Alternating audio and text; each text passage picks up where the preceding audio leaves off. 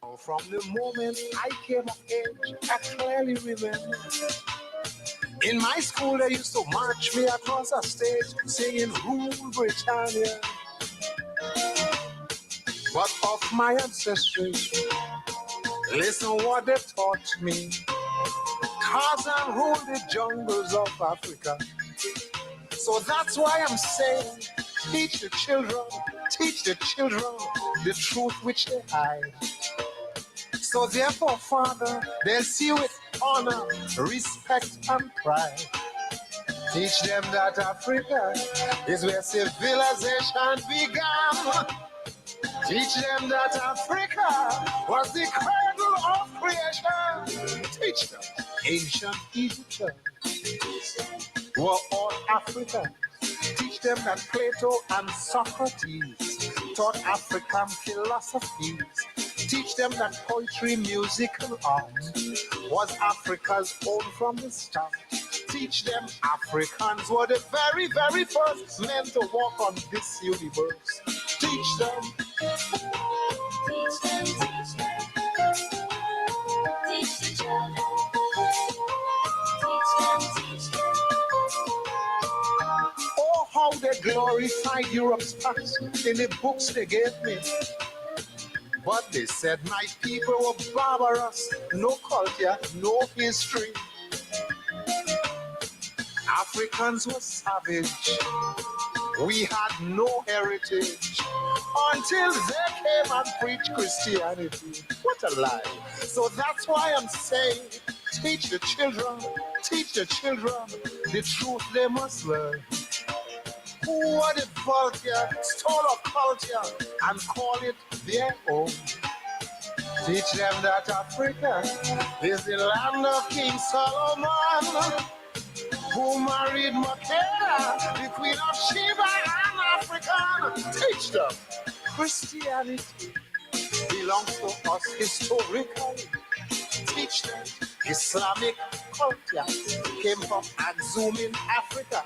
Teach them Bilal of Islam came from Cush, he was Egyptian. Teach them the Holy Quran clearly states that Moses was an African. Teach them. Teach them, teach them. Teach the children. Teach them, teach them. We have been misled, we've been underfed, made slaves and exploited. We all have been fed with lies, Europeanized and taken for granted. But a change is near, I could see the sign. Let's prepare your children and mine to take their rightful place at that point in time. So that's why I'm saying, teach the children the things they never told. Like the contribution by the African to the modern world. But tell them that Africa is not the land that she used to be because of the plunder up to this 20th century. Teach them of Mansa Musa, that great African conqueror. Teach them King Minos of old built the first navy in this world. Teach them the year's calendar was first written in Africa. Teach them how Europeans stole and still thief in Africa gold. Teach them. Teach them, teach them. The little children. Teach them, teach them. You gotta teach them. Teach them, teach them. Teach the children. Teach them, teach them. It was the Egyptians who were Cushites that gave the art of writing. Also, the Egyptians who brought to light the skill of shipping. The art of embalming up to this day has never been equaled in any way. But these people were savages, Europe said. That's why I'm saying, teach the children from books of the past, like the vanquished cities, the great Maccabees, and the Kebra Nega. Teach them that Africa, as all great historians know, man funk his utopia nearly 4 million years ago. Teach them the Arcadia was the first tongue spoken by man. Teach them the Demotic Scroll was the first writings of this world. Teach them pharaohs were Cushites, who were blacks, not whites. Teach them medicine began by Imhotep, he was Egyptian. Teach them. Teach them, teach them. Teach your children. Teach the children. You gotta teach them. Teach them, teach them. African history. Teach the children. Teach them for me. Teach them, teach them. Teach the children. Teach the children. You gotta teach them. Teach them, teach them. You gotta teach them. Teach the children. Teach them, teach them. Teach them, teach them. You gotta teach them. I'm the Lord. Oh, yes. Teach them. Teach them, teach them. You all know why I always say when God was sharing gifts and he gave us the gift of the calypso, it's the greatest music the world has ever seen.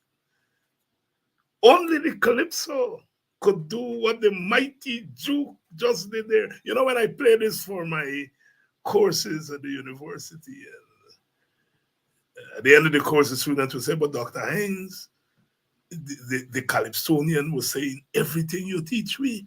I say, yes, that is why Calypso is so unique. It's a whole course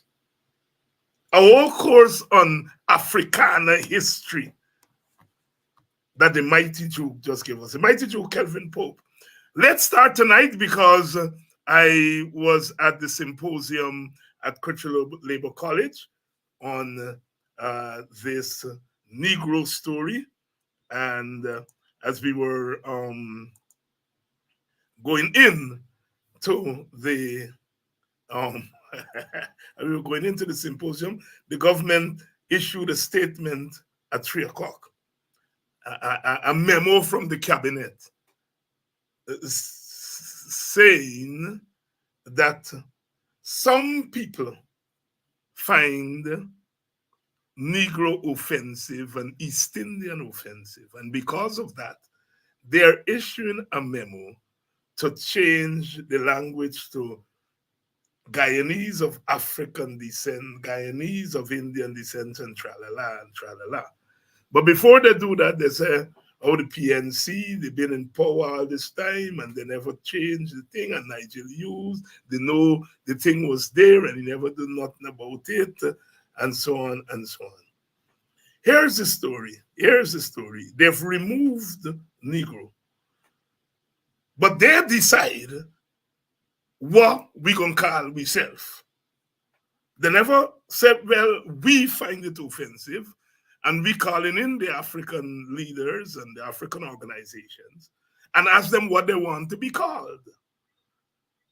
And then, as Nigel Hughes point out tonight, they issue a memo from cabinet, which means when this cabinet go another cabinet and come in and change what this cabinet said to another cabinet, it's not enshrined in law. And so we passed the resolution tonight, say we find the statement offensive.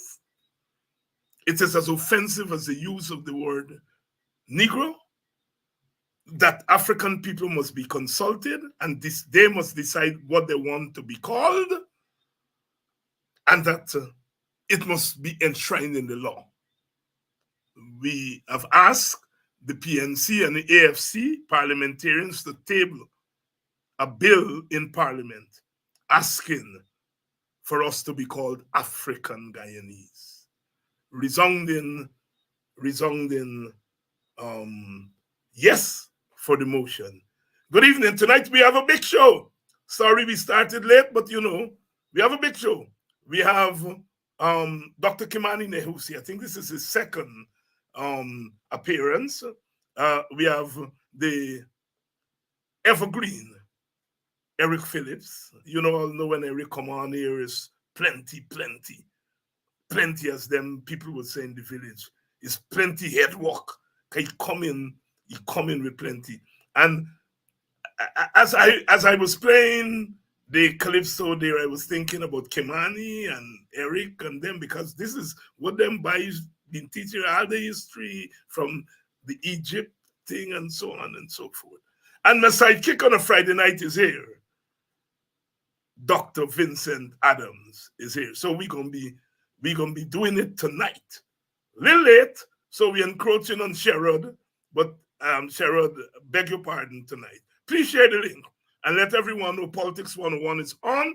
A little bit late, but we are doing it. Let me bring in our guests. Excuse me, somebody talking my name, but I hope it's a good thing. And let's bring our guests in. Dr. Vincent Adams, Dr. Kimani Nehusi, and Chief. Eric, I don't know your chief name, so I'm going to say Chief Eric. I know me all as Chief Uhuru. Yes, Uhuru. I'm supposed to Zulu. Wow.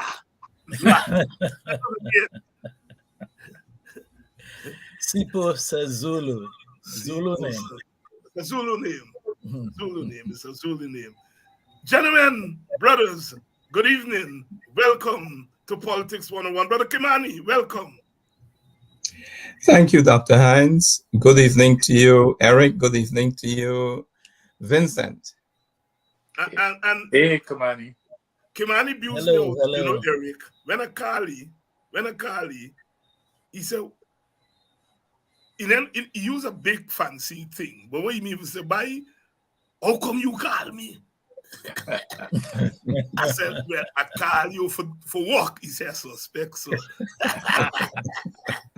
You know, Eric and Vincent, when I was a little boy coming into the thing, Kimani, he from Queenstown, but he come to teach in Buxton as a punishment.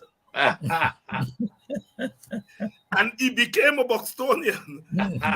them big people used to jam you. A wee family, because they see him in Buxton all the time. And he must the wee family. And you say, well, he's not from here, you know. Well, he from here now, because I will see him here all the time. So he became a Buxton. When I come in the thing, he and Kwesi and Kofi, and we had a little town by name John Cromwell. John, yeah. Yeah, and the three of them get a discussion one night, and they're talking about the diaspora. And me's a little 13, 14-year-old boy. When we hear the word diaspora, the word sound nice. And I know it's something about Africa. I love that word from the day. I didn't even want to know the name just sound nice. All them by this tag the word. It sound nice. As Teacher George would say, them by mouth sweet. You know them water come out from the mouth like when you put butter on a hot frying pan. Hey, that time he's still lucky they didn't send it. They sent it to Buxton and not Christian Borg. I would have come and quiet up Christian Borg, man. But Vincent, we knew each other before then because we met on the 19 cricket.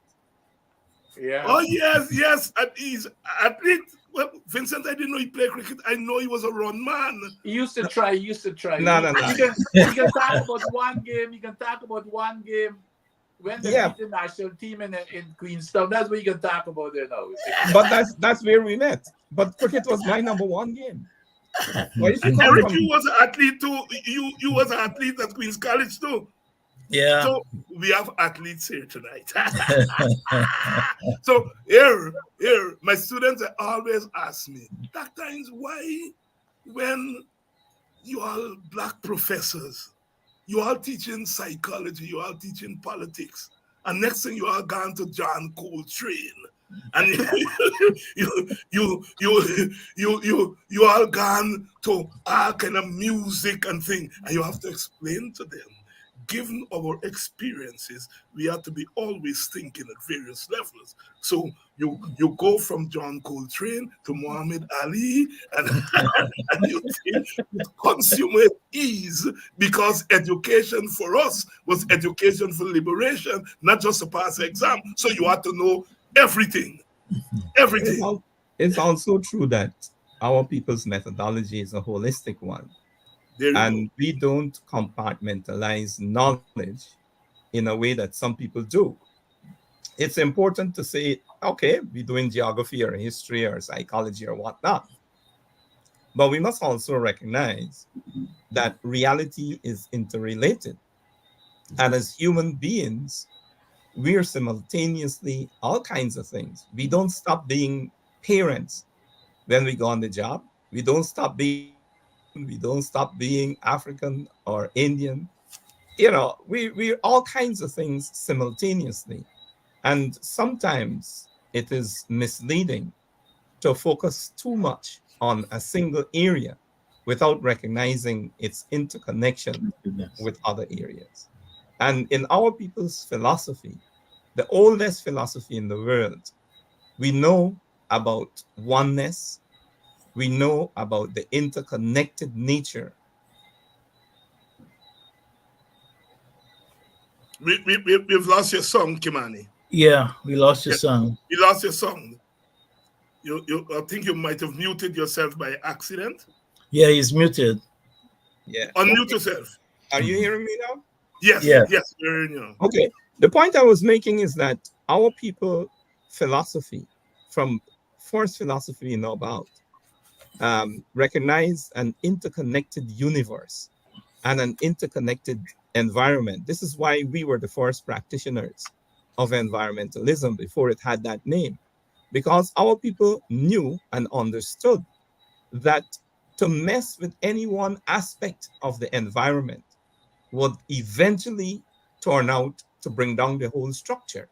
And we could see this in many ways in our people's articulation of their reality. So that was that. We didn't go in for this one dimensional One plus explanation. one equal two instead of Mhm. 1 + 1 equal 11. Yeah. Yeah. So Kimani has given his opening statement, and it's only fair that the rest of you give your opening statement. So I go to you, Eric, for your opening statement, and then I'll go to Dr. Adams, and then we'll get into the meat of the matter, as they say. Good night, gentlemen, all. Well, I want to follow up on Kimani because people don't understand African philosophy. People don't understand we were the first people on the earth, the first doctors, first scientists, first whoever it is. People forget the Dogons knew that there was a third star way up in the sky, and it took them a long time with sophisticated technology to find the third star. But we are linked to the earth. That's who we are. We're earth people. And that's how we interact with the elements. So to Kimani's point, everything is connected, everything is one circle, but everything is also linear and abstract. And we have the ability to see through all of those things because of our lived experiences. Our experiences are fundamentally different from any other group of people because of what we've had to go through and because we've come from Mother Africa. Eric Phillips. And Eric, tell us, you're an engineer, right? Yeah. Two different engineering degrees. Yeah, tell us what kind of engineer, because you all bad. I did chemical engineering chemical engineering in Canada. Then I did telecommunications engineer at Bell Labs and Stevens Institute of Technology. Then I had an MBA in marketing and international business. Are you here? Are you here? And look, another scientist here. Another Vincent Adams. He's another engineer. So you all know he good, you see. And I'm making this point because the way, if you come from outer space and you come to Guyana, you will believe that African Guyanese have contributed nothing to Guyana, you know, as Mr. Jack Jones said a couple of weeks ago, that because we went in, Burnham and the PNC put us in the professions and pauperize us, you know. I see Eric is a pauper, Vincent is a pauper, I see Kimani is a pauper. They bring tremendous knowledge here, you see. But the way in which these caricatures are placed in our midst, I not get money because Burnham SNIO for do business. He send you all to be soldier and to be scientist and to be liar. And so I had to make the point tonight that our people know what they were doing when they were sending us to study law, because slavery was legal. Slavery was legal, and we had to understand the law and so forth. And as Kimani talked about the environment, we were doing these things long before they had name. I remember Professor Rex Nettiford telling me, "Doctor, I was doing cultural studies long before it had a name." Right? And it's true. Nettiford and them were doing that thing before they start calling it cultural studies, you know? And so learn about the society. Now this word Negro is now on the agenda only because young man was arrested, Kidaki. Hey, before you go, you didn't give me my turn. Oh Jesus! I give you your opening statement. No, I just want to. Yes, go right ahead. I just want to add to our esteemed brothers. It's, you know, the you know, like, for example, I tell my kids, and I did not realize even until I came to the United States and you know, was an adult and you know, was really educated in terms of not knowing, for example, what we're discussing here, the number of inventions up with you know, that came from blacks, and it goes way back in our history since during slavery, because they had to innovate. They weren't, you know, they did not have the luxury of having things, so they had to survive. So they developed right there in their slave lodges, if you will. They had to develop things that even making fires or keeping cool, or you know, whatever. They had to innovate, and a lot of inventions, as a matter of fact. If you see the list, I'm sure you folks know the inventions, that list of it, including a simple thing such as the traffic light. You know, Yes. that was invented by a black person, and there's a long list of stuff. And that's only what we know, because what happened was, of course, their white masters took their, you know, their inventions, and of course took it away from them, because they had no, you know, they didn't have any rights to go in and getting a patent for what they invented. So they a lot of times their white masters took it, and they took ownership of what the black folks invented. So again, it goes back to where we're put in a position where we had to be innovative to survive. It's like evolution. You know, you got to do whatever it takes to survive. So that's where. So now it's probably ingrained, I guess, in our, you know, as black folks, because of that entire history, it's ingrained in us, become part of our DNA to survive. But Vincent has started a long time. Just look at the pyramids. Yeah. I mean, Pythagoras, he found pi. Yeah. Pi was in the pyramids 2,000 years before he was born. Yeah. And this weekend, the Guyana Reparations Committee, we have a Reparations Now TV show. We have a video about the mathematics of the pyramid. That pyramid is in the center of the Earth's mass. And it's linked to the diameter of the moon and the sun, and all sorts of other constants are linked to that pyramid. It's supposed to be an energy system too. And that's in our DNA. You know, Philip Imiwali is one of the fathers of the internet. Our young people don't even know that. Yeah. And you look at the bumbo bones or the 5,000 years ago, we were the first people that used created mathematics. Yeah. Well, I'm glad that you made that intervention, Eric, because there was a world constructed by African people for thousands of years before Arabs and Europeans entered the lives of our people. Yeah. And African people, we could speak with authority on Kemet, ancient Egypt, Yep. not only constructed the pyramids, they did other things. But I would hope that in your contemplation of the pyramids, you see engineering Yes. and all the Incredible engineering. associated skills like logistics, supply chain planning, Planning, human resources development, management. Yeah. subsidiary uh, services like Inventory, housing, all this. Yeah. Yeah. Yeah. um, health delivery, and so on. Because these were massive projects, and you should, I hope, consider them as on the project planning and all the other related They fields. call them mega projects now. All right, good. Well, you got the terminology, so please apply it, because it's important for our people to know that Africans were doing this kind of stuff 6,000 years ago. Years ago. We were performing brain surgery. People used to Yes. go from China all over the place to Africa. So, we could spend Even a the long open time. heart surgery in South Africa was a black man. Yeah. Bernard. Yeah. Yeah. He wasn't even supposed to be a surgeon, Right. the racism. But I want to touch on a few other things.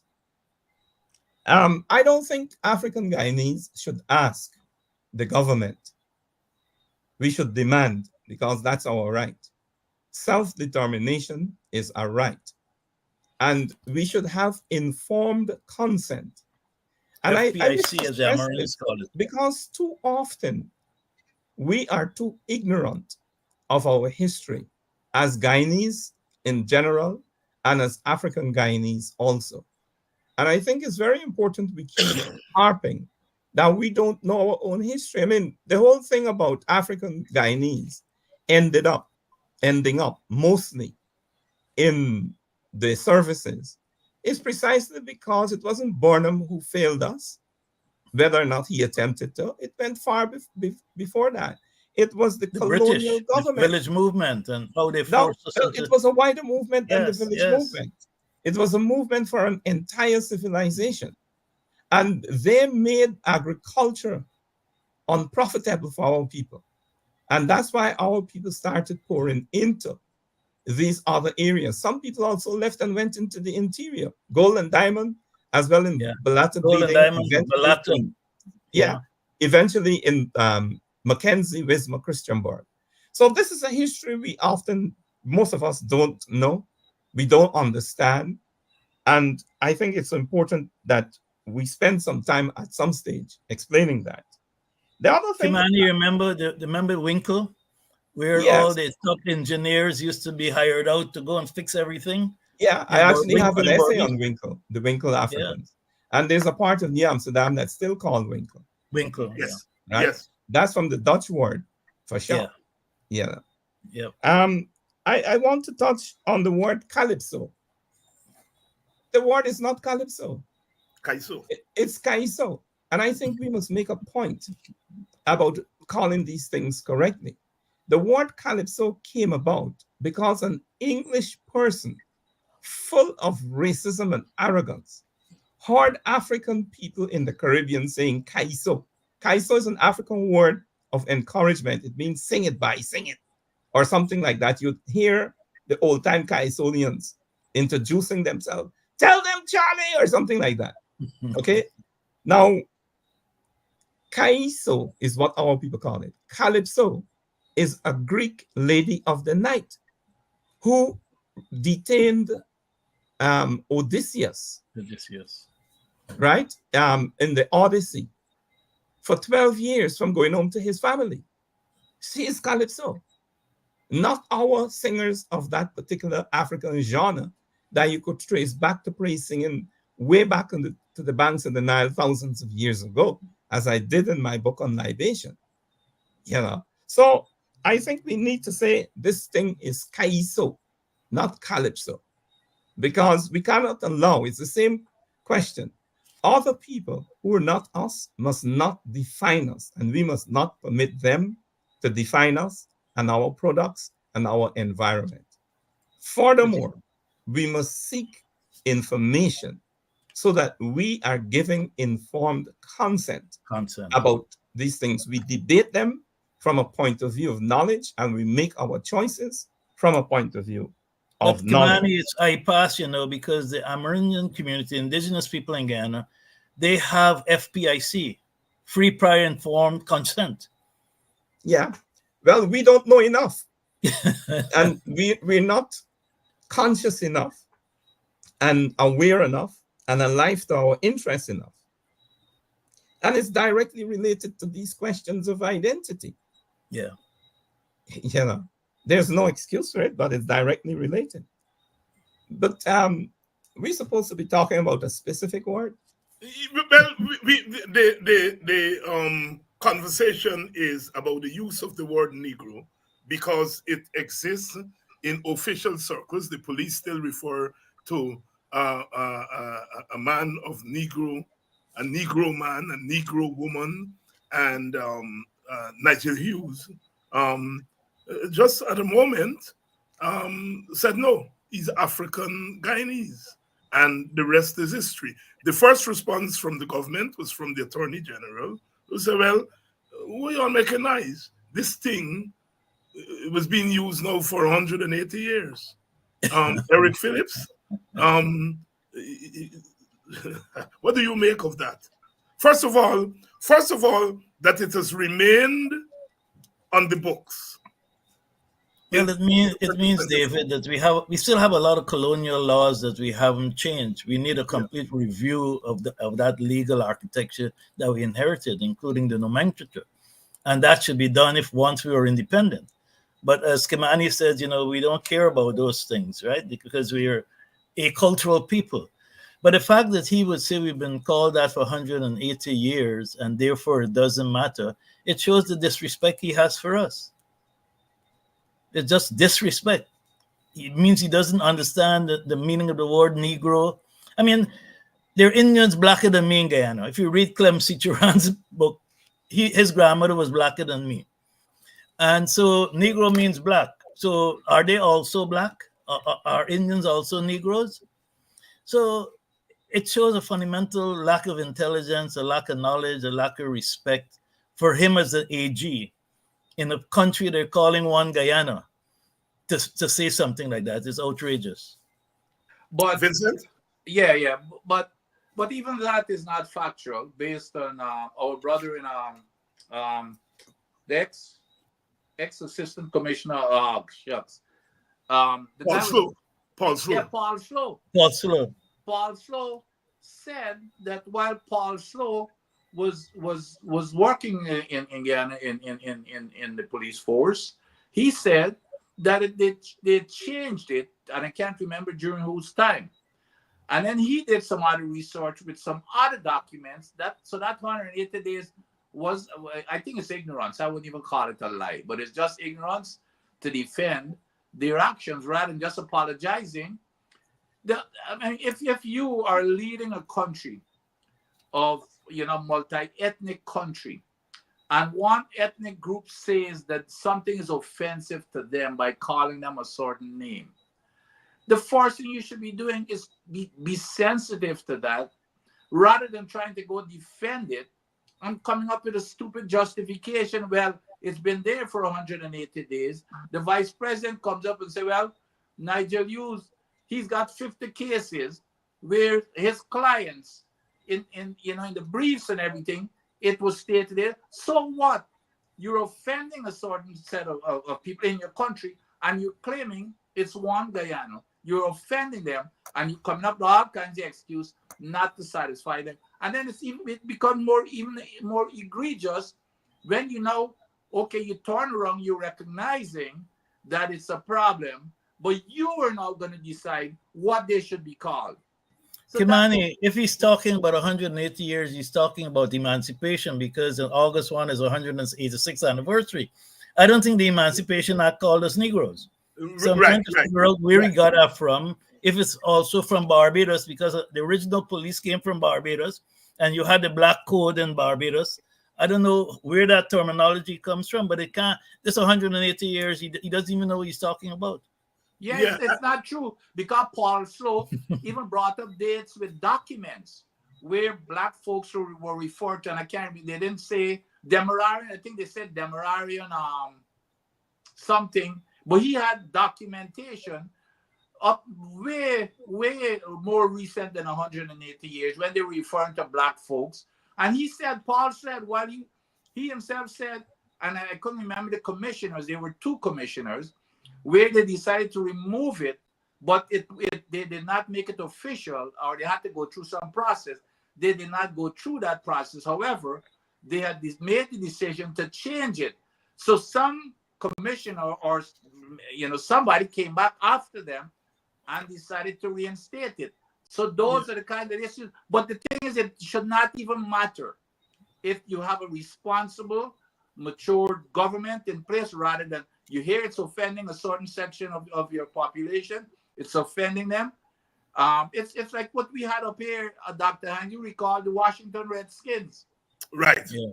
They had to go change them. I mean, what could be more sensitive than that? And especially calling yourself one guy, and then now you're gonna come to pile on top of it, to stick your fingers in the people's eyes by saying, well, okay, I am gonna decide what you should be called. So we're legally Negroes, right, according to the police, all of us, people of African descent. Yeah. Winston Felix said tonight on the panel that's the man. 2006, the issue came up, and he gave directives to the commanders to stop using Negro. But he retired the same year. Yeah, and they didn't institutionalize it. Right. Yeah, you see? Yeah. And that is why it has to be institutionalized. But there's something else. There are a couple of other things. Are we called anything in the Constitution? Are we in the Constitution as Negroes? I know we have Amerindians, but are we mentioned in the Constitution as Negroes or anything? And Vincent Alexander and Takumo Gonse were here last night. And I reminded them that there was a professor anthropologist, Desprez, that came here in the late 50s, early 60s, and he wrote that book on ethnicity. And he said he was amazed that black people in Guyana were calling themselves African. They weren't calling themselves Negro or colored, right? And in 1961, Sidney King and H.H. Nicholson are forming the African Society for Racial Equality, not the Negro Society or the Colored Society. In 64, they're forming the African Society with Cultural Relations with Independent Africa. Africa appears two times. ASCRA appears two times. And so the point and Vincent conceded that in this thing about nation building, one people, one nation, one destiny, meant that the specific things that were offensive to African people just fell by the wayside. And I know that in the case of the WPA, ASCRA became WPA. WPA became multiracial and dealing with the issues of Pacific, the Kukan-Kilon Bile, right? And in fact, people are seen as racist. And Vincent made the point that when he raised the question of African people on the oil, the Indians in the PNC call him a racist. All right? And I know that at some point in the WPA, some WPA members who are not of African descent referred to me as a racist for dealing with African issues. And so that's the reality. The political parties in this nation building, those things drop by the wayside. I'm very anxious for us to understand where these things come from. Yes, go right ahead, Kimani. Because too many of us don't understand that we're dealing with structural deformities in our community. And some of those structural deformities are mental deformities, Yeah. arising out of what I would generally call mental enslavement and its consequences. The N word that we're talking about, if we want to understand that, and we want to understand a lot of the mental deficiencies that mark African people, we've got to understand how African people were deposited in Guyana and the circumstances in which that happened. Mm-hmm. Some of us believe that we know about enslavement, and we generally refer to some of the physical constraints, not all. And we usually are unaware of the tremendous and continuing mental consequences of enslavement. Let us realize that the enslavers of African people wanted a person who was not rebellious, who was docile, who would go to and do the work and produce for them and accept their lowly status. These people, the enslavers, might have been evil, they were, but they weren't stupid. And they knew that physical restraint was a last measure. They understood that if they wanted to enslave us the most effectively, they would have to do that mentally. Mentally. So they attacked our identity, which is what gives us our moorings. Identity is what locates us in place and time, tells us what's right, what's wrong in an instant. If you mess with somebody's identity, you're making them into a ship upon a stormy sea without a rudder. Mm-hmm. And it's important we understand this. So African culture was outlawed. Up to today, some statutes outlaw aspects of African culture. We don't understand it. Obia, for example.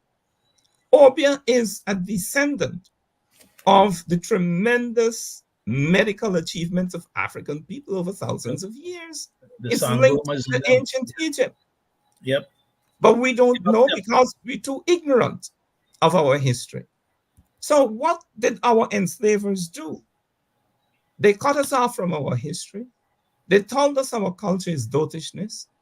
They tried to make us so subservient that we would accept our inferior status. Converted us to Christianity. But that's part of it. Yeah. One of this, I'm going to come to that just now. This N word, this Negro. We were captured, Walter Rodney made this observation. Africans were captured as Africans in Africa. Sail them across the Atlantic, what do they become? Negro. Yeah, and why? Because they want to destroy our identity. Mm-hmm. And it's important for us to understand that process. It's not only destroying our identity, which is the most offensive thing and deep-seated harm it's operating onto today, but also our memory. Whosoever names, who defines, rules. And if you accept somebody else's definition of you as whatsoever they define you, you have been oppressed in the most fundamental way. Kimani, that's why they call us slaves instead of enslaved people. Enslaved Africans. Yes, enslaved Africans. Yeah. But they call us slaves to diminish us. Of course, not only to diminish us, but diminish us in specific ways. If you accept the term slave, you're saying that we went willingly into that condition. You're saying that the everyday resistance, revolt, and revolution put up by our people did not occur. You're saying, for example, that the revolution in Haiti, Saint Domingue, did not happen. You're saying 1823 Guyana did not happen. And in that book, Tongue of Tears, we were called Africans. The Costa is a very niggers. Yeah. The Costa is a very respectful woman. She's no longer with us. She was from Brazil. Right. You know, we were in the archives at the same time when she was researching that book. So we Yeah. spoke at length about it, you know. But So, coming back, I don't know if you guys saw the vice president press conference yesterday, and the guy is full of tricks. After bashing Nigel Hughes and this whole thing about using the word Negro, and he went on and on. The question was asked, and the question was asked by a reporter, and the reporter talked about the N word. She didn't say Negro. She said, the question was about the N word. You know what that man immediately said? No, no, no. Don't ever talk about N word. The N word is something totally different. It's not about. So he's immediately diminishing this whole thing about how black folks feels about the Negro stuff. So he's telling her, you know what, this Negro thing is a made-up story. As a matter of fact, he said that this whole issue is a made-up issue. So he's telling her, no, no, no, no, don't mix up the two. Don't mix up the Negro with the N-word. And it was all, he was saying this again to emphasize that they're not the same. But that's the way that he operates. He knows, he knew exactly what he was saying. But nevertheless, he went ahead and said it. And so it doesn't surprise me that they're coming out with this name now to really be in control of everything, so that they could say, well, okay, we came up with a solution. They created a problem, which is their modus operandi, by the way. All every step of the way, everything that they do, they create a problem, and then they come up with some kind of a so-called solution and trying to take credit for But it. Kimani was taking down a part which I'd like him to continue, but just to visualize what he's saying. He's being cunning in that he's not just addressing the word Negro, he's now trying to switch it to say East Indian is East bad. Indians, yes, that's where I was going to go, Eric, and I want you all to comment on that. Because it says some people find the words Negro and East Indian offensive. Well, I live in Guyana. I never ever met anybody, including East Indians, who said the word East Indian is offensive. The C word is offensive. Never. well, I have a different experience. Some Indian people told me that they found the word offensive. And if you look in my recent text about Guyana, people's political history of Guyana, So now, I don't think Kimani, could you continue? So what would they prefer to be called then? Indians, that's what they told me, right? From India. So Indian descent. it's East that is offensive. Yeah, Not and they said because I asked them what they want to be called. But you see, I think I run the risk of letting the vice president, attorney general, and all of them off the hook in a certain way. And I think it's important to recognize it. We simply, all of us in Guyana, simply don't know enough about our history. Right. And if we don't know enough about our history, I don't think we could expect those gentlemen to know it in a way that it ought to be known. But Kimani, That's it's number one. deliberate. Let's get back It's to Eric. deliberate that we don't teach. I want to finish this point, please. Yeah. Right. Because there's a subsidiary point I want to run on to. I don't want to isolate the two. Mm-hmm. Irrespective of whether they know or ought to know their history, there's a process that they ought to engage in that was mentioned here tonight that is very important.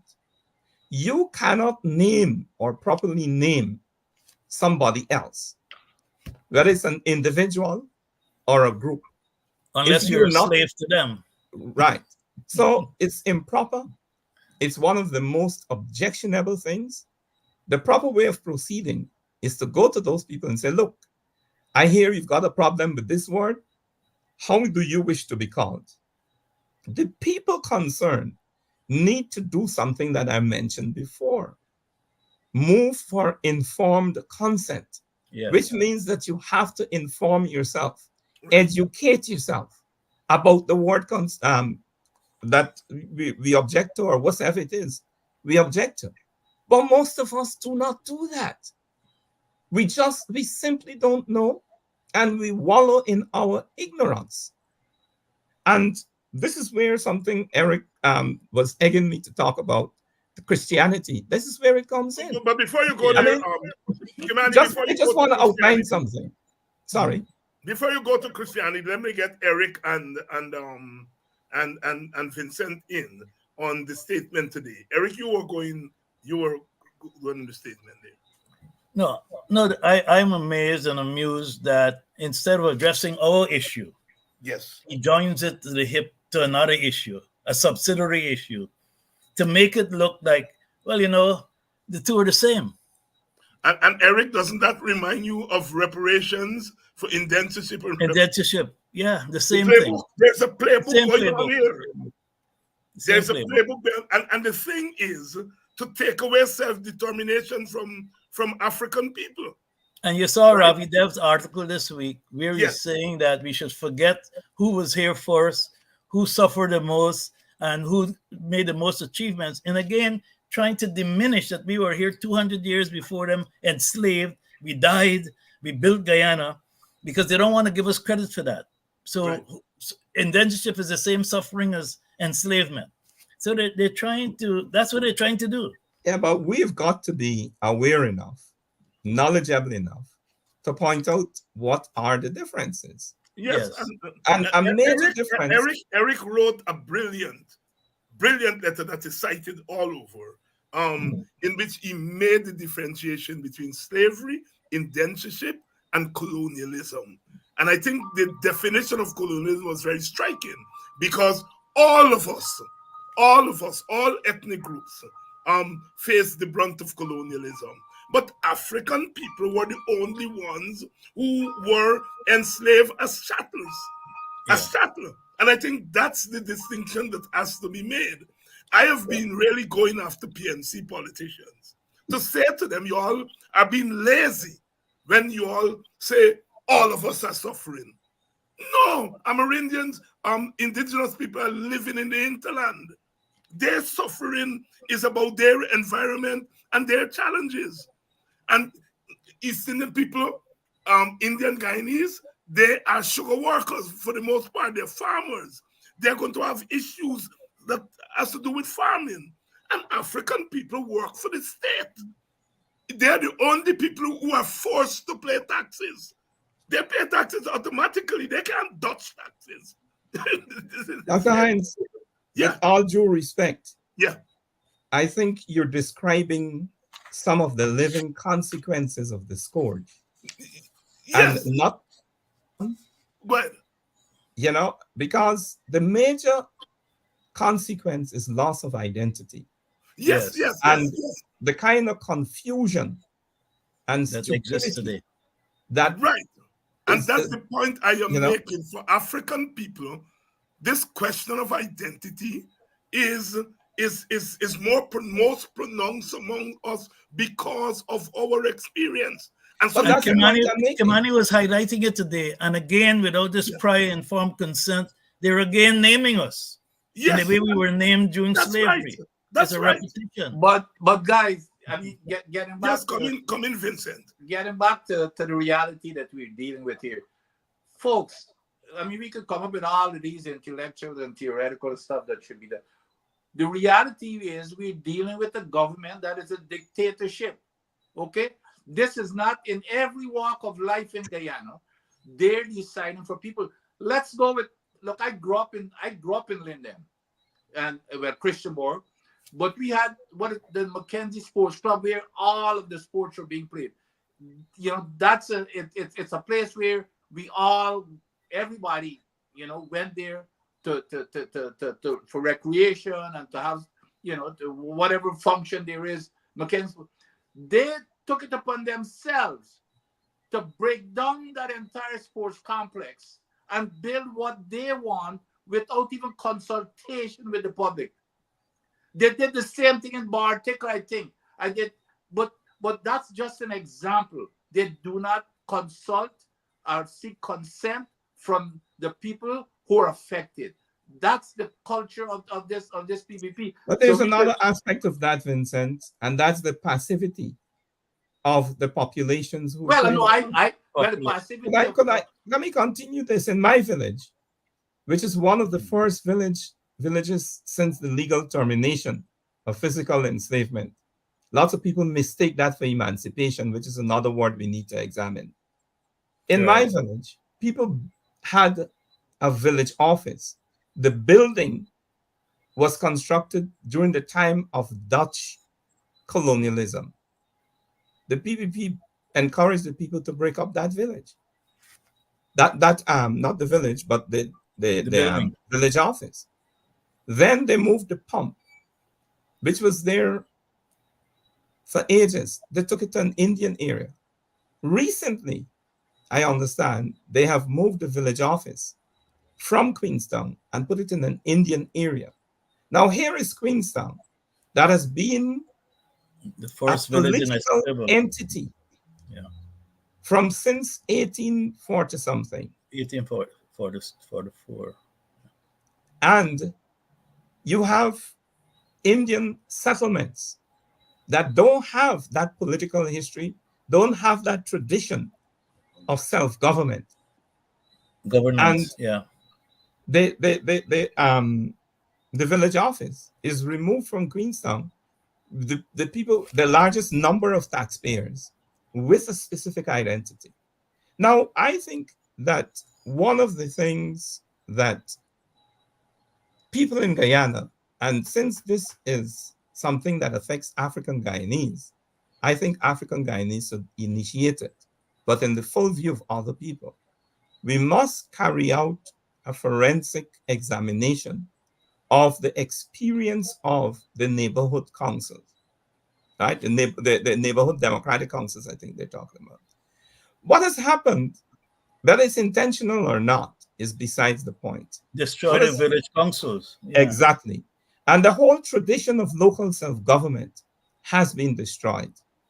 And the tradition of people's participation in their own affairs. Yes. That's perhaps one of the reasons or explanations why there's so much passivity. People are so passive in the face of the kinds of things we're talking about, you know. But David, let me just add something. I know Kimani is going to come to the Christianity thing. Right. This is not a one thing, right? Look at the Ministry of Culture funding something called Stink and Dirty. In essence, trying to redefine us. 2 nights ago at World Cup cricket, they had 3 dancers, 2 females and a male. You know, the male had his pants down like if he's in the States in jail. Again, a black man showing, diminishing us, making the world believe that this is who African Guyanese are. 2 nights ago, cricket, World Cup cricket, I saw this thing and I was shocked. Now, who hired that group to go on global TV to show Africans dancing with a man dressed up like if he's an anti-man? Well, the things that are funded under One Guyana, you know, stinging nipples. And it's been done. It's been done under the guise of personal development. You know, young people are now making money, and so on. So, really, I am saying, and I hear Kimani, I hear Eric, I hear myself, I hear Vincent about the kind of work that we have to do in the Black community, the African community, in terms of identity and so forth. But you need identity training. Yeah, but I am with Vincent. You need to know your history. I am with Vincent. Do not talk about that outside of the context of an authoritarian state by a competing led by a competing ethnic group. You know, so that we don't come off as though we are blaming Black people totally for their condition while letting off a state that is intentionally taking advantage and using the power of the state to crush Black people. I just wanted to throw that David, in the mix. this transformation, or this one guy, one people, one nation, one destiny to one Guyana is part of the same process of redefining identity. One people, one nation, one destiny came out of the original PPP, right? It was actually Brindley Ben who. Brindley Ben. It was Brindley Ben's formulation. Yeah. It has a different connotation than one people, one Guyana. That's right. Yesterday, Bolsonaro says intention. he doesn't have color. His color is Brazil, and he practicing the same thing in Brazil. Bolsonaro. Yeah. So there are a lot of parallels with what's going on with these authoritarian leaders. Whether it's Modi with the Muslims calling them infidels, 200 million of them, or Bolsonaro saying there's no color problem in Brazil. His color is Brazil. His color is one Brazil. Yes. So we got to understand what we were basically subliminally being taught. Yes. Or the Mr. who is in Vincent neighborhood, they're in Florida, who are now telling African people that slavery was a good thing. Yeah. The benefit. So I just want I mean that's in mind the use of the power of the state. I'm on a Zoom call. I can't. In augmenting what is already a problem of identity confusion. Listen, you might, and perhaps you're right if you think that I don't pay enough attention to the racist state. No, not saying you're not paying enough attention. Hold on. Let me finish, please. In case people are thinking that way. Right. The responsibility is upon us to change it. Yes. And I think that we don't have enough energy to keep blaming external forces. We must understand have to do the work. That should be part of our analysis. But we need to spend more time fixing ourselves and less time venting at people who we can't change unless we ourselves change. And I want to underline this. Yeah. If we wish to change our reality, we have to first of all be willing to change ourselves. Yep. The fault is in us. Self-repair. That's it. From the day one, when we started talking about reparations, we were talking about repairing ourselves as an important part of that. Diop and all those guys said the same thing. Because if you don't self-repair, you get money, you go and spend it with the same people who enslaved you. Because you're mentally enslaved. Yes, exactly. But I want to flag up words like colored and black. The N-word, I think we need to talk about them and show their deficiencies so that African Guyanese and all interested Guyanese and other people would understand why we object to them. Yes. I certainly object to the term emancipation, because if we had emancipation, we would not have been having this discussion. For example, economic emancipation at the same time. Well, if you don't have mental liberation, you can't have any other kind of liberation. Yeah. And our history has proven that. The term ethnic minority, I object to it at both the term ethnic, which comes from the Latin ethnicus, which means heathen and pagan, and it entered the English from Middle French or something of the sort. And the same thing with minority, which comes from the Latin minoritas. Yeah. And both of these terms are objectionable in meaning. They diminish us. Yeah, if you're a minority, it means that you're incapable of offending for yourself, thinking for yourself. Or you're not equal, which is another subliminal message. You're not equal to us. You're a minority. Right. We are right. Yeah. Mm-hmm. So I would say that all of those terms need banishing from our active vocabulary, and we should only use them when we're quoting people. Yes. And even then, we could put the correct word in square bracket and knock out the incorrect word. But we need a clear set of educational initiatives that will help us to redefine ourselves. The words colored and black are the same context too, as you were saying. Yes. I mean, colored comes from when African people objected to being called the N word. N word, yeah. You know, and then as we became more powerful, in other words, more willing to define ourselves, some of us started using the term black, and it's many of us still do, and I have severe problems with it. I am not objecting to it. It describes some of us, but not all of us. But Kimani, as I was saying, and as Clem Ciceran is saying, Indians, a lot of Indians in Ghana are blacker than you and me. Yes, and that's a reason that many people don't know. The first human beings to live in India, Pakistan, and Bangladesh were black. Were African. African. Yeah, these are the founders of the civilizations with sites like Mohenjo-daro and Harappa. Harappa, yeah. And they're remnants of in Indian culture today, but we don't recognize it. For example, Kali Mai Puja. Kali is black, Mai is mother, black mother. Indian culture is notoriously misogynistic. Kalipani, the river, Black River. Kalapani, the black water. Right? Black water, yeah. Now, who would worship a woman as God? Patriarchal cultures don't do that. That's a remnant of the African presence. There are many others. Yes. You know, when you look matriarchal. Yeah, when you look at the Vedas and so on, the people who are the bad people that the Indian heroes are fighting against, they're always dark, black or brown, always dark, and so on.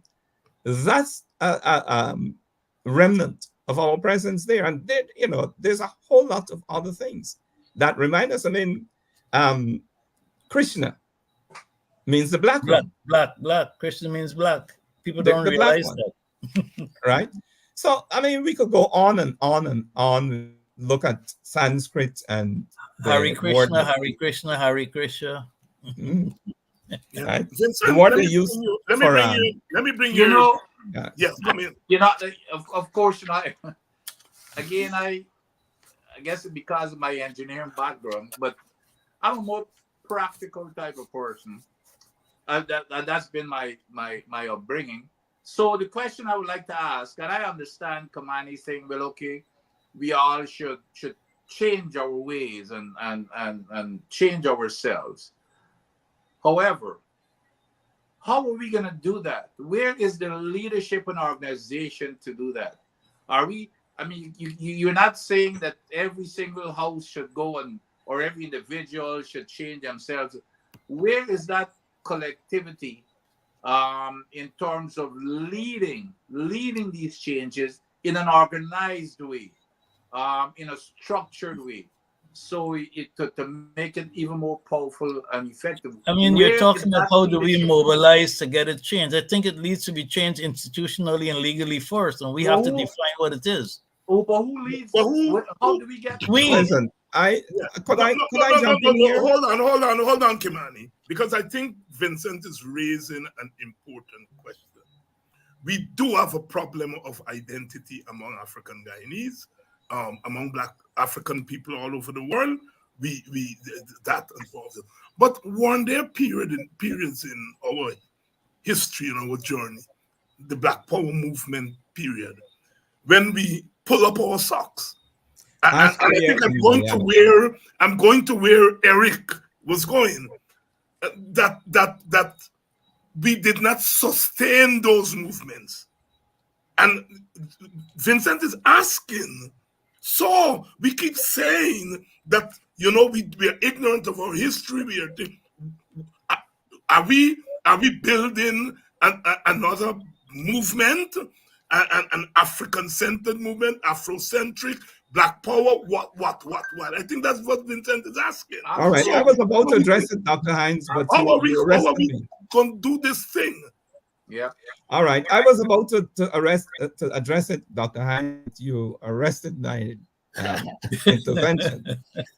And I thought Eric was going in that direction too. That's you put me in handcuffs. I hope you don't call me the N-word in your report. Um, I agree with what Vincent is saying. It's inescapable. And I want to recall that I suggested that we have.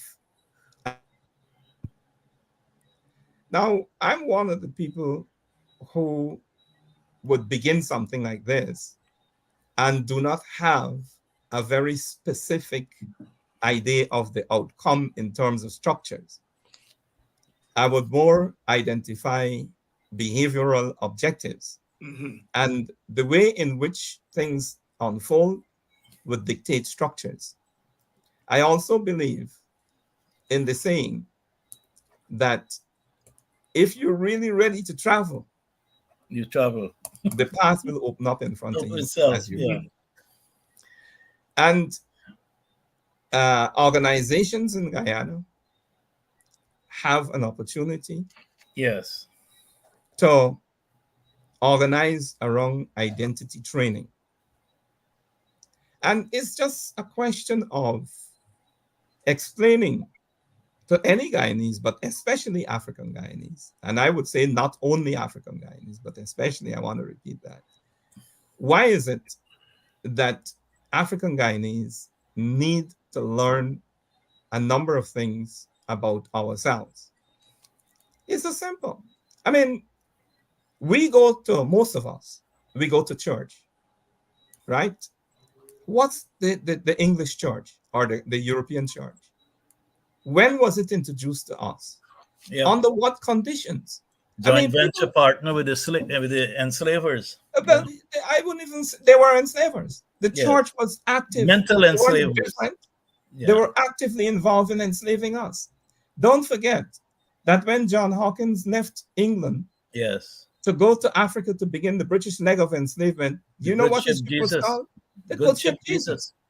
Right? Yeah. And these are people who were raping us, man, woman, and child, chopping off your hand if you fight for the same freedom that they say that they represent, you know, and all other nasty things they were doing.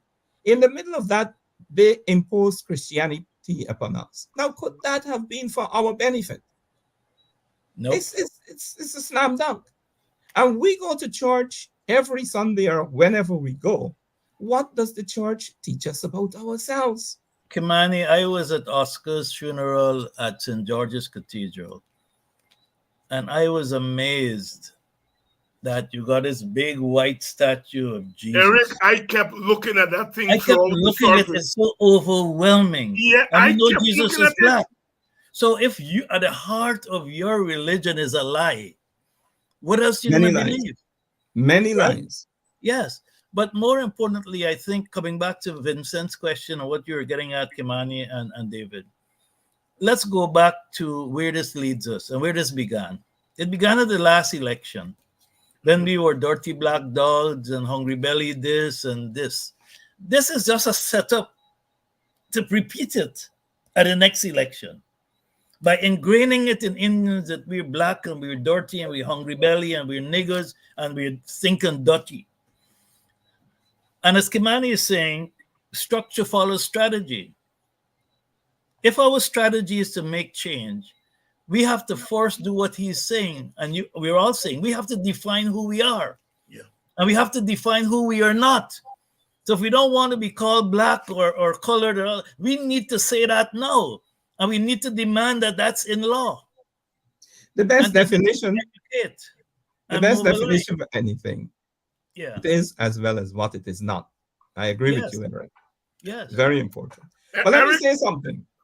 Before you go, Eric, you have been active and sometimes as a one-man army on this question of the Africanization of African people in Guyana, if I may put it that way. But would you not say, Eric, that given the onslaught, the overt onslaught of this state against African people, that in a sense, they have opened up possibilities for us to have those kinds of conversations that and a training as Kimani is talking about. Absolutely. Than before, because I am on this thing here every day of the week, sometimes 5 days a week, but now we do 6 days, 7 days, we do cricket, we do kaiso, and so on and so forth. And I have seen a kind of consciousness raising, not to where it ought to be, but compared to where it was 4 years ago, Eric, Yes. I have seen some steps in that direction. Would you agree with me? Yes, the environment, the harshness and oppression in the environment is forcing us to start to ask the same questions. Who are we? Yeah. And we're starting to define ourselves. I'm seeing it with people wearing their hair, people wearing their clothing. But the media is overwhelming here. We don't control it. Yes. The school system nurtures and rewards this because they don't. And if this president is truly interested in one Guyana and a peaceful Guyana, he should have come out after the elections when he became president and said all these things about hungry belly dog and all that. This should stop. But he hasn't because he wants it to continue because it creates that momentum towards the next election where it will be used with artificial intelligence, messages, fake messages, and the people they are going to hire. And that increases the separation between the races. Why would I want a dirty black dog to rule me? My religion says you're beneath me. Read Clem Sichuran's book. Yeah. He said when they came here, right, we became the lowest caste member. Yeah. And yet where they came from, if you look from where they came in India, with poverty and all sorts of other things, landlessness, they came and made us beneath them, even though, and they became Eric, Brahmins and Eric, Kaishit and all of there that. is a reason for Let me that. bring Vincent in here, Kimani. Let me bring him. I'm going to go back to the context here that we're dealing with, okay? We are here tonight on this program, and there are many, many other programs like this. We get on these programs every night. We talk to some people, a very small, if you take it in the context of Guyana, for example, we're talking to people who've got a television. They're, this here is their pastime at night after dinner, or they're in their bed, they look at these programs. How many, when you look at that fraction of the population, it's a very small fraction of the actual, makeup of the population. Yes. My question again, if we're going to make this change holistically, how do we get organized? What you cannot just speak to, let's say, intellectuals. I mean, we're enjoying it. We enjoy these programs, but how do we get to the masses? Vincent, I think I agree with you. Hold on. No, I want to make a statement because I agree with you, but I don't think we do this on TV or on thing. We have to meet. But as that's a group. my question. But that is exactly you saying what I'm saying. We're on television. We're not going to share what we're going to do on television now until we meet and until we strategize. That's what I'm saying. I'm saying that we're on television and we're talking to our type of people. What do we need to do beyond that? But Eric is saying he don't want to give away the strategy to you. Precisely. On TV. We have to meet as cultural groups, define what we want, develop a plan, and execute it. Yeah, otherwise, they're going to be interlocutors, and they're going to be people strategically put to stop this. That's one of the things we don't do well. Everybody's planning in their own kitchen. We plan in public. And that's what I was going to get to, is that it's not in our DNA or culture. And I just spent close to 2 years in Guyana, but we do not do a whole lot of planning. Well, that's what we need to do now. As David is saying, an opportunity is opened up. We need to grab it, and we need to do it strategically. But this is exactly what I said. It creates an opportunity for us to do our own identity training. Yes. And all that you said, Vincent, is I base what I said upon that. Our identity training. We need to sit down, plan it, and execute it. Yes. We have to make certain that we engage all the people in terms of structural development, In other words, we have to aim at getting into all the villages and towns, the Yes. communities of our people. Absolutely. Yes. You know, just an aside, I see Lance Young says you have to put it in the education system. That's going to remain aspirational. Yeah. Excuse me. Because most people who man the education system or have done so for the longest while are hostile to African Guyanese development. And I am talking now about many people in the PNC. When Richard Dan spoke about that in his article. all right, but look, I was appointed twice as the Walter Rodney Professor of History at the University of Guyana. Yes. It was scuttled both times by PNC people. You know, and it was the government, the arrangement is that the government must pay for the post and the university will administer it. The university did their part. I was appointed. Next thing you know, there's no money. Yep. So, Lance, I'm thankful for the observation, but that's one massive difficulty there with the education system. Here's another one. I think that African Guyanese people need to go for a self-sustaining capacity to educate ourselves on the fundamentals of ourselves. It's not something we must be willing to farm out to a state agency or to anybody else. Kimani, that's what ACTA tried to do with the School of Afrocentric Orientation. We got 96 students. We got to do it in our villages. Yeah. We can't do it in the school system. We got to do it at home. Yeah. Gentlemen, I have work for you all. Instead of going to church, we got to do this. Hearing from me, because I'm going in that direction. I think there's an opening now. I'm seriously can feel it. And I know personally, I've been working for this moment.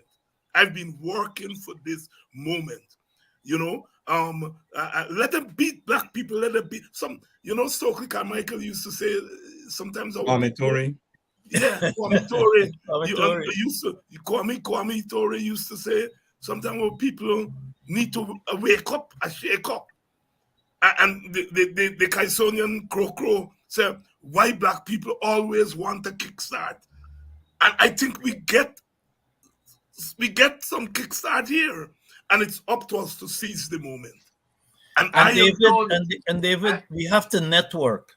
Yes. Because we have a lot of people, a lot of African people in the Caribbean.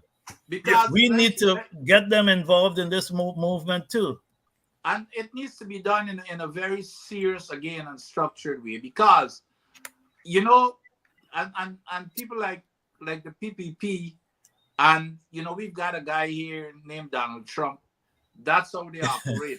if you do not sustain this issue, it will be the news of yesterday. Yes, we're gonna make a big hoorah about it, and they know that it's gonna go away after a few days or after a few weeks. So that is why we, unless we, and that's why I'm saying it has to be an organized, sustainable effort. We just can't, because we've been talking about, since the PPP came into office, every night you could pick out a different effort, a different issue that that opens up a lot of opportunities. I've talked to politicians about these opportunities, and guess what? It disappears off of the news. But Vincent, I don't listen to politicians, and we can't listen to them. We have to focus on ourselves. I want to say something here. And I would urge us to, one of us, and I think this is Dr. Heinz's area, just get a ballpark description of this question of African identity in Guyana, because we need to learn from our past. Yeah. Without attributing blame, the Yes. important thing is to take responsibility. Excuse me. So that we don't repeat any errors that we made in the past. So I would say that would be a task. But I like the idea of linking with struggles that are going on in other parts of the world, especially the Caribbean. And Brazil. And in Brazil, yeah. There are lots of things happening in Brazil. In Brazil. And Colombia. I'm heading there next week. Where? Colombia. They're dealing with Afro-descendant land rights. I have to speak. Yeah. All right. I don't know if you know, but the UN called me twice to talk about land rights, African land rights. Conference is next week. No, this was years ago. Okay. But I mentioned that because I've just finished a piece of research that I promised then. And that's the role of navel string, placenta. Bury it. Yeah. Well, I've just produced something that describes and analyzes how our people in ancient Egypt used to do that. So the next part is Africa, the rest of Africa. But Kimani, didn't you introduce that with Gary when we were dealing with the Ancestral Rights Bill, if I remember, or the Perpetual Trust? I remember you had inserted that. Yeah. Yeah. But I'm just saying that there's an elaborate description and analysis of it since then, you know. So I'm saying that in order to say that that knowledge is going to be linked with the same practices in Colombia and all of those places. Yeah. Because our people still do that. And we still say, my neighbor string buried there. Neighbor string buried there, bury me back there, yeah. Yeah, but most of us don't understand the tremendous significance and the depth that comes from. And it's one of those things we need to educate ourselves on, because that's a marker. You know, Kimani, one of the things that I've noticed in Guyana is that we don't understand the power of names. So you take half the husband name, half the wife name, and you give them some screwed up name, and that child's destiny is disturbed.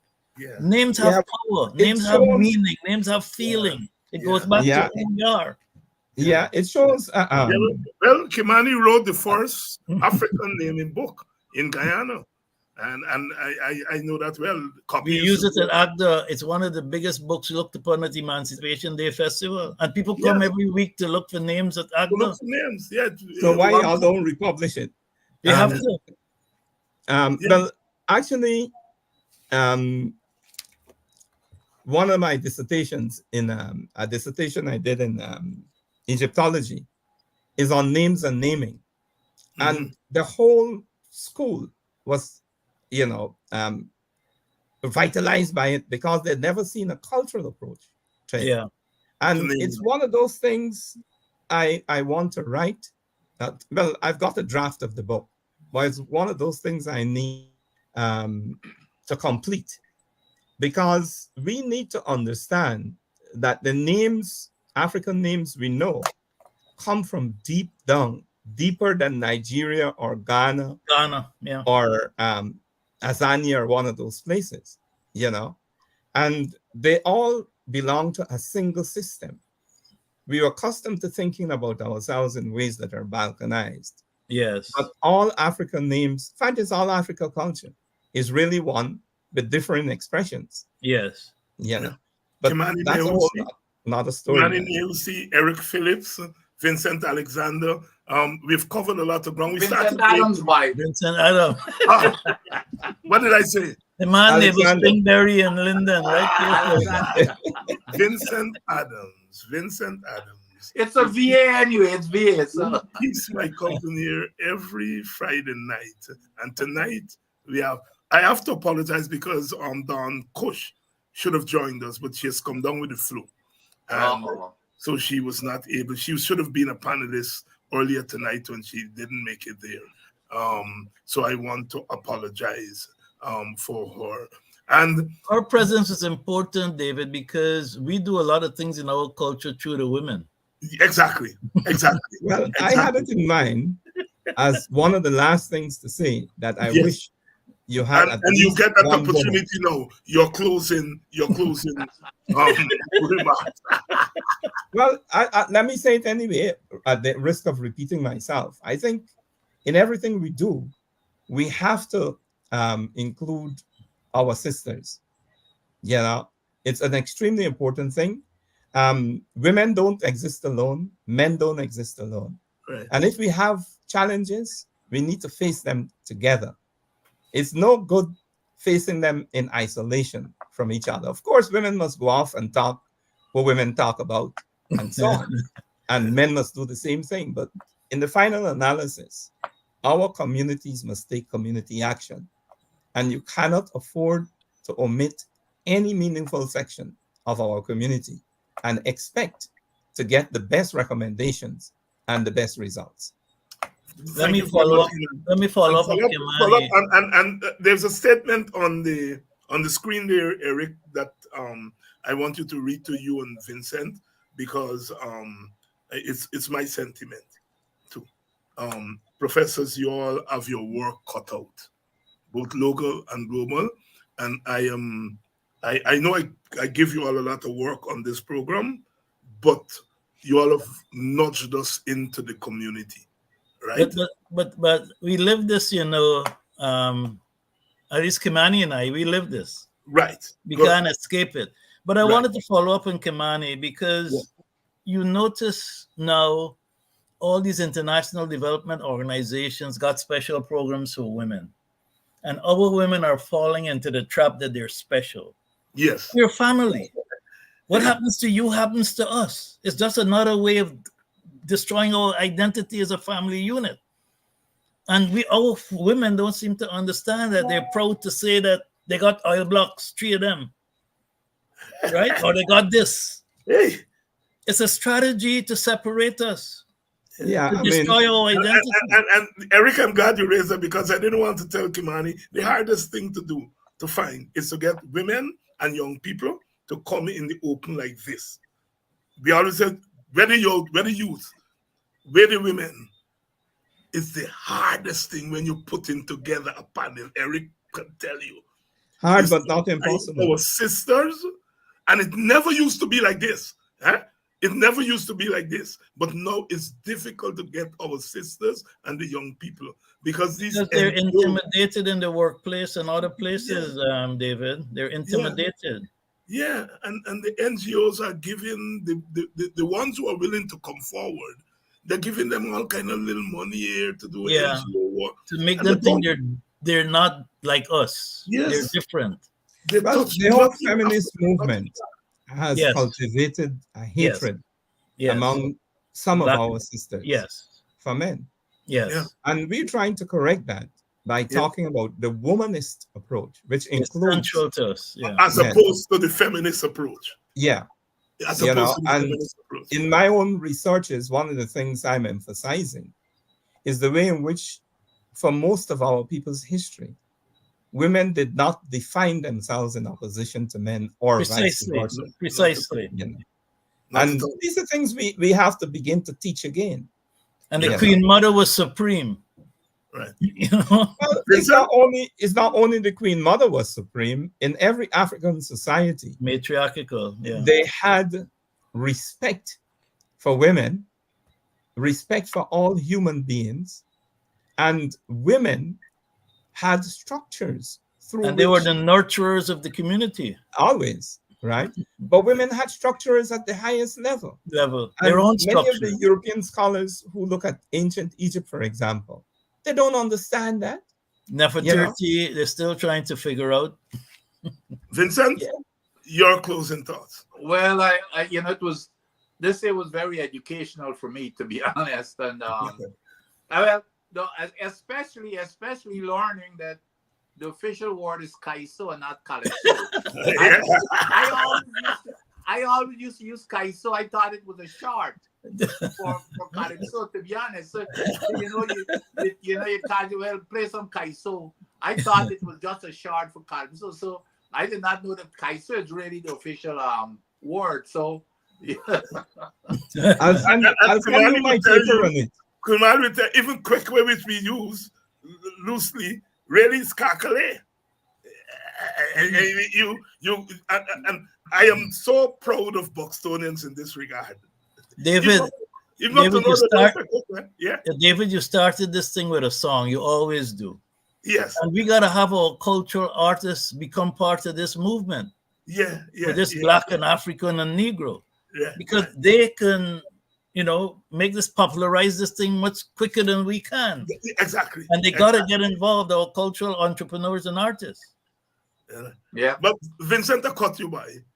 In No, don't say quickly. They say calculate. Even the younger ones. And there's one thing I'm proud of them. That thing. Even the little one.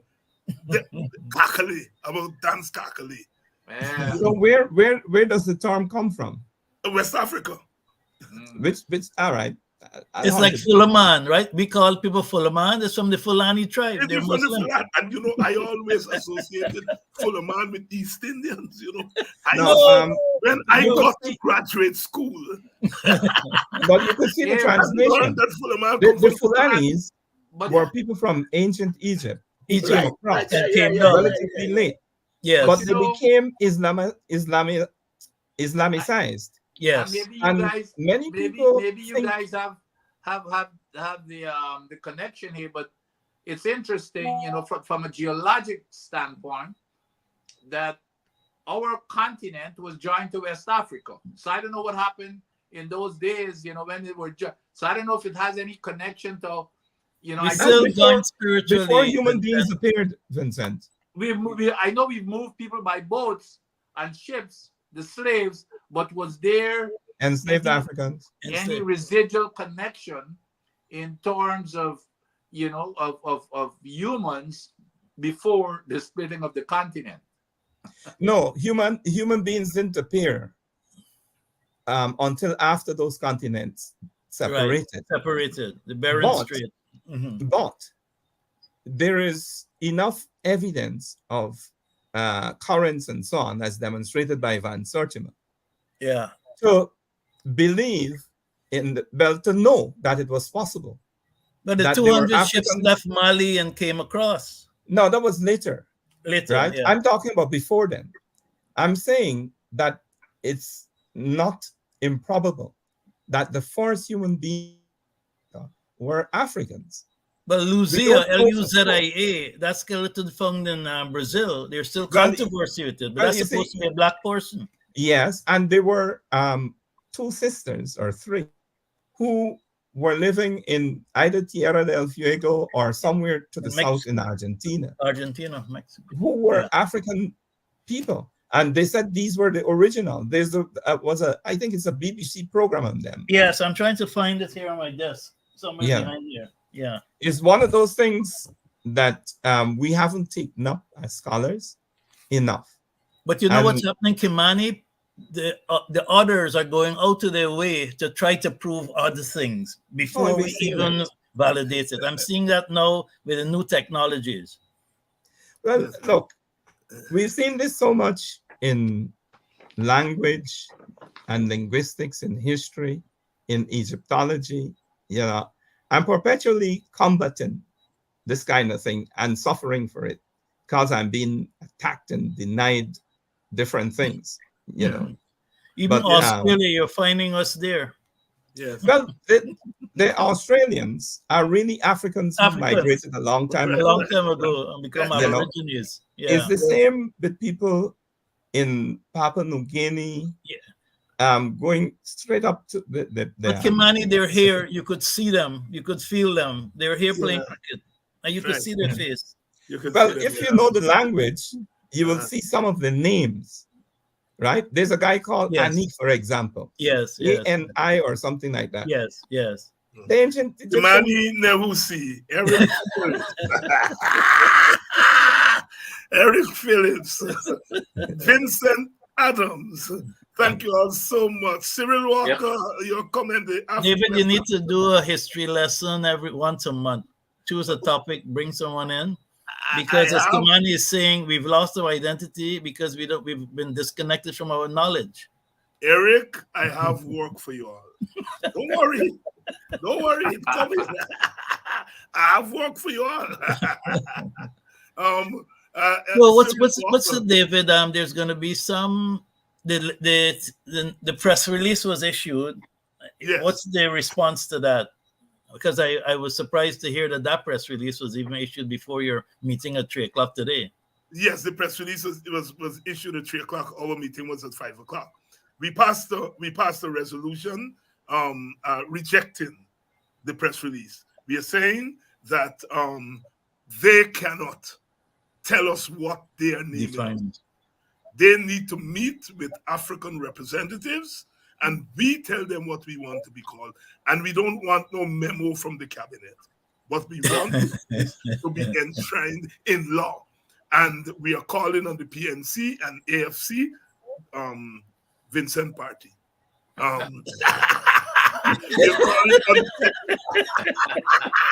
We're calling on That them sounds like a low blow by. to introduce a bill that Africans in Guyana want to be called African Guyanese. So that's where we are at the moment. And it's appropriate in the 1823 bicentennial. Exactly. Well, I will make an announcement that I'm speaking. Tomorrow. It's not tomorrow. It's Yeah, very- yeah. Sunday. Yes. Sunday? Yeah, tomorrow, Sunday. Right. Okay, Yeah. please pass it around. I can pass it around in the WhatsApp group. Right. On the Dutch. Mhm. The dots. Yeah, Vincent, I'm in here. Vincent, I'll see you on Sunday. Oh, definitely. Well, y'all got a cricket match? Well, we got cricket program. Actually, West Indies playing on Sunday or tomorrow? It's tomorrow they play Tomorrow. Uganda? Uganda. Yeah. Right. So I wonder what's going on in New Zealand and Afghanistan. They're playing now. yeah, that is Yeah. going to be a tough one. You notice? You see America upset. Pakistan. Boy. Pakistan panic in And the Canada last upset over. Ireland also. Yes, today. Canada beat Ireland today. Yes, by Yeah, 12 Canada runs. beat Ireland. What? Peter Charles gonna say war. But you know, the American and Canadian teams are West Indians and Pakistani. That's And right. and they pump a lot of You money know, into the game. I really want to disturb us to make a statement. Yes, Kimani. It shows how unimaginative African Caribbean people are, all of us. There was a point in time when Sobers was in its glory. Australians and other white people of good conscience used to say West Indies cricket got a certain brand. We Yes. like how West Indies play. play. And then you had this guy who ended up in jail from Antigua, Stanford. And You had destroyed his it. thing. Yeah. We did not take, and this is the entire Caribbean now, not only African Caribbean people, but Caribbean people. That's the moment when we should say, hey, we got something here. And we should have had that league organized. And be the Look what happened now. biggest brand in the world if we did. Yeah. No imagination. Don't You get know, us started I on mean, that. we can't even, these people tell us that you can't bowl more than one bouncer per over. Over. And we didn't come to that with a law to tell Shane Warne that he must only bowl one flipper or one Yeah. leg spinner per over Yeah. and see how they can like it.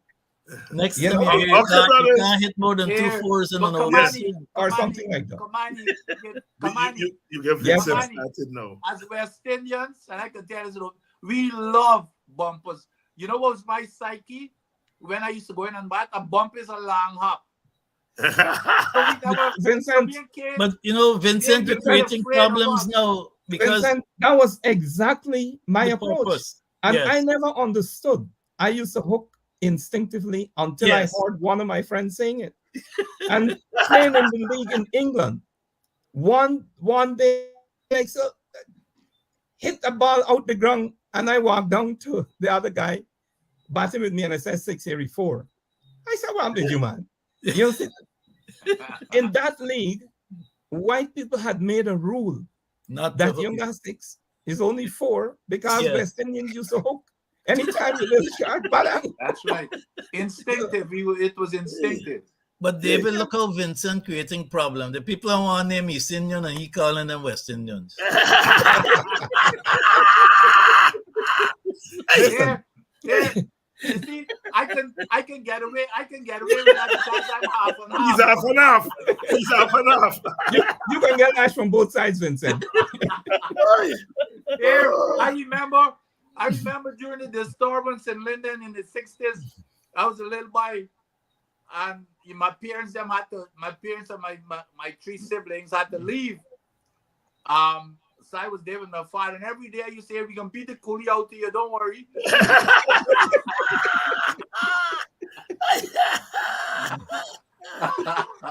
They can left the black. Oh, Lord. Gentlemen, yes, Frollet, it's Stamford. I think I may have said Stanford. Yeah, and I see the score. Somebody Chisel put it in the group there. 159 for 6. 159 for Afghanistan, 6. New Zealand in New trouble. Zealand 18 for 2 in trouble. Sounds so to me. That Afghanistan team, watch that team. Yes, Watch dangerous. That Afghanistan team. Well, the opening batsman is play for the Amazon, you know. He knows this pitch very well. But a lot of people paying attention to him. But the other guy too. The other guy and him, they bat together since they were 16. Yeah, it's a pair of batsmen. That other guy is just as good as he is. A lot of people are paying attention to him, but the two of them and the third batsman only needs 6 more sixes to hit 100. Yeah. Gentlemen, all right. Thank you all very much. And Kimani, please don't be a stranger. Well, you know, I don't go to this house unless they invite me, you know. Nice seeing Kimani and my again. All right. Oh, yes. Thank you all for staying with us late. I know it was a late start tonight and I didn't give you all notice, but everybody eventually came to school. And so have yourself a good Saturday. I'll see you all on Sunday night. Vincent and I and Basil and others would be on. And then we come back on Monday for more Politics 101.